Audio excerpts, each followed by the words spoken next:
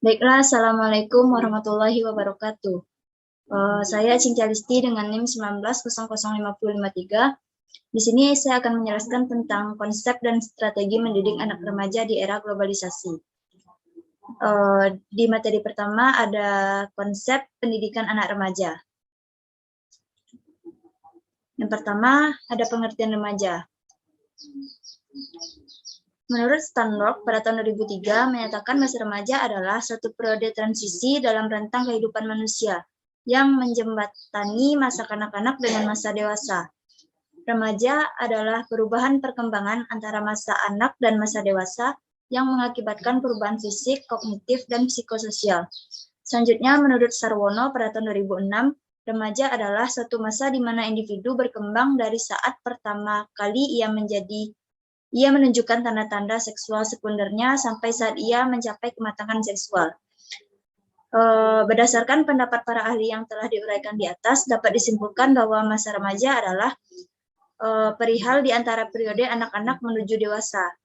Masa di mana seorang individu mengalami perubahan dan perkembangan, baik dari segi fisiologis, psikologis, dan kognitif, mulai meninggalkan ciri-ciri tahapan perkembangan pada masa kanak-kanak dan mengalami perubahan-perubahan yang baru untuk menghadapi perkembangan pada masa dewasa.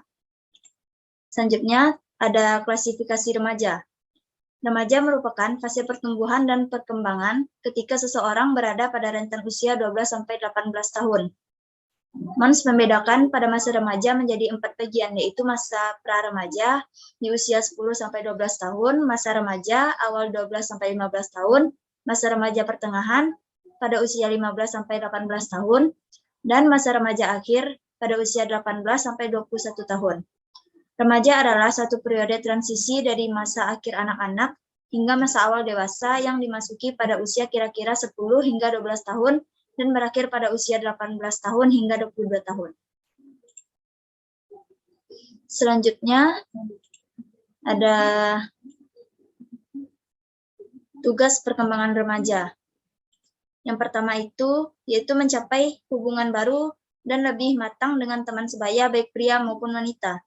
Yang kedua, mencapai peran sosial pria dan wanita. Yang ketiga, menerima keadaan fisiknya dan menggunakan tubuhnya secara efektif.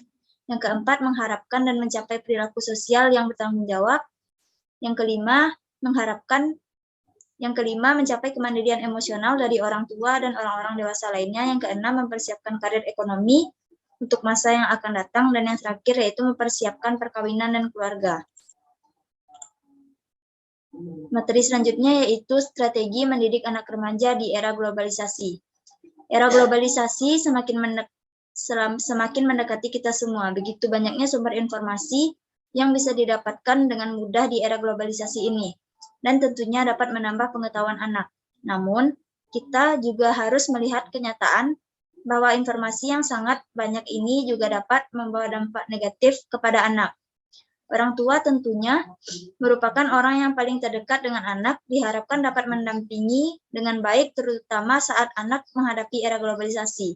Cara yang dapat dilakukan orang tua yang pertama yaitu dengan orang tua harus memberikan contoh yang positif dalam berperilaku kepada anak. Yang kedua, orang tua harus membantu dan memperhatikan secara cara belajarnya. Yang ketiga, orang tua harus memberikan respon kepada setiap perilaku anak. Jika ia berperilaku baik, berikan pujian. Jika ia berperilaku tidak baik, berikan pengertian dan pemahaman kepada anak bahwa hal tersebut tidak baik.